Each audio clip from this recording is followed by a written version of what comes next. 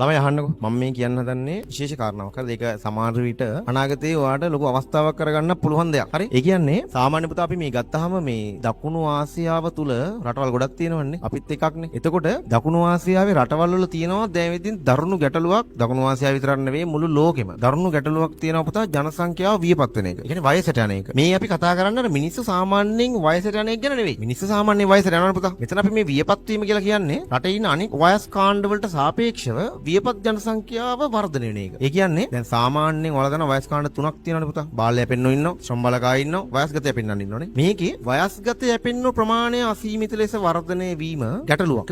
සමාජීය වශයෙන්, ආර්ථික වශයෙන් ගැටලුවක්. හරි? අපි දැන් මේක මෙහෙම වෙන්නේ කොහොමද බලමුකෝ. දැන් ලංකාව ගත්තාම දැන් ඔයාලා දන්නවා ලෝකේ දරුණු ලෙස වියපත් වීමේ ගැටලුවට මුහුණ පාන රටක් තමයි ජපානය. අපි දකුණු ආසියාව ගත්තාම ඔයාලා දන්නවද? තාමත් වේගෙන් ජනසංඛ්‍යාව වියපත් වෙන රටක් තමයි ශ්‍රී ලංකාව.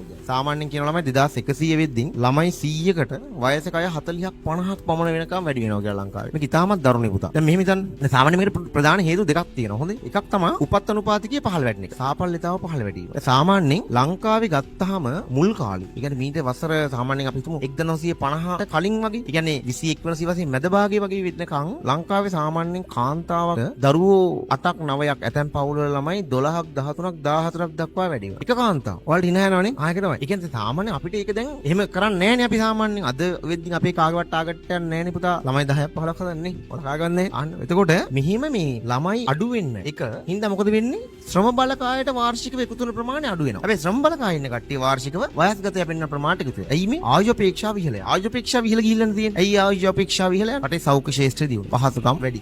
ආහාර පාන වල කිසි ගැටලුවක් නැහැ. මේවත් එක්ක මිනිස්සු ජීවත් වෙන කාලය වැඩි වෙලා. හැබැයි උපත් අඩු වෙලා. දැන් මේකේ ප්‍රතිඵලය මොකද්ද? මිනිස්සු ගොඩාක් කල් ජීවත් වෙනවා. ඒකට ශ්‍රම බලකායත් පාස් කරලා වයස්ගත ප්‍රමාණයට එකතු වෙනවා. හැබැයි මෙහින් උපදින එක අඩු වෙලා. උපදින එක අඩු වෙද්දී මොකද දැන් ඔයා කියන්නේ? දැන් ජපානයේ චීනයේ ගත්තාම ජපානයේ ගත්තාම අද වෙද්දී ඇතැම් අය ළමයි හදන්නෙම නැහැ. ළමයි හදන්නේ අපේ නම් එහෙම නෙවෙයි ළමයි හදන්නේ නෙවෙයි. ළමයි අහනවනේ කසාද බැඳලා අවුරුදු දෙකක් යද්දී ඇවිල්ලා අහනවා මේ මොකද වෙනසක්වත් නැද්ද? අන්නේ ඒ නිසා හෝ අපේ ලංකාවේ අදටත් එකක් දෙකක් සාමාන්‍යයෙන් ළමයි හදා ගන්නවා. හැබැයි මේකත් ටික ටික අඩු වෙනවා. මේකේ ප්‍රතිඵලය මොකද්ද? බාලය පෙන්නු පහළ වැටෙනවා. වයස්ගත කට්ටිය වැඩි වෙනවා. ඉතින් පුතා මම මේ අර කියවන වලට අවස්ථාවක් තියෙනවා. අවස්ථාව මොකක්ද දන්නවද? දැන් මම මේ මහලු මඩන් සංකල්පේ නෙමෙයි මහලු මඩම කියන සංකල්පේ නෙමෙයි පුතා මේක. ඒගොල්ලෝ වැරදිට හිතන්න එපා. ඔයාලගේ අපේ දමපියෝ අපිට බලා ගන්න බැයිද කියලා මම මේ කියවට පස්සේ. එහෙම දෙයක් නෙමෙයි මම කියන්නේ පුතා. දමපියෝ අපි රැක බලා ගන්න දැන් මම තේමයි. හරිද? අපි අනිවාර්යෙන් රැක බලා ගන්න. එයාලා තමයි අපි මේ තත්ත්වෙට ගෙනාවේ. මම කියන්නේ මෙහෙමයි. ඔයාලා හිතන්න දැන් රටේ වයස්ගත කට්ටිය වැඩි වෙනවනේ. දැන් දරුණු ලෙස මේක ගැටලුවක්. වයස්ගත කට්ටිය බලා ගන්න එක ගැන සමහරට ඔයාලා වෙත් ඇති ගෙවල් වල ප්‍රශ්නෙට මුහුණ දෙන කට්ටිය.